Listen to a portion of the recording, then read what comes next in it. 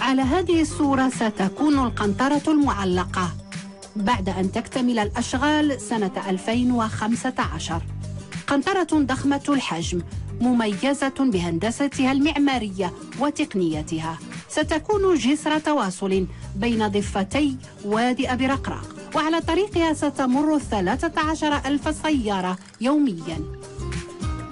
هذا المشروع الآن كيعطينا واحد التصور كيف يمكن أن نساهم من خلال هذه البنية التحتية التي هي في حقها مكلفة، لكنها تساهم في سلاسة التنقل وفي حركية التنقل، وخاصة في إزالة وتجاوز الازدحام الذي تعرفه المدن ديالنا. هناك كلفة معلنة من خلال الصفقة ديال 700 مليون ديال الدرهم.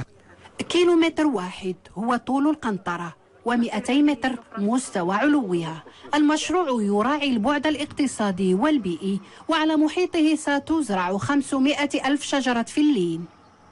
هي قنطرة غتكون مشدودة بأحبال، علو ارتفاع لي بيلون 200 متر، وقارعة الطريق غتكون على تقريبا 100 متر. مسار الطريق السياري المداري يضمن أيضا الربط الطرقي لفائدة التجمعات السكنية الواقعة في الضواحي، فهو يخترق جماعات الصخيرات وجماعات السهول ودائرة حصين وعمالة سلا الجديدة.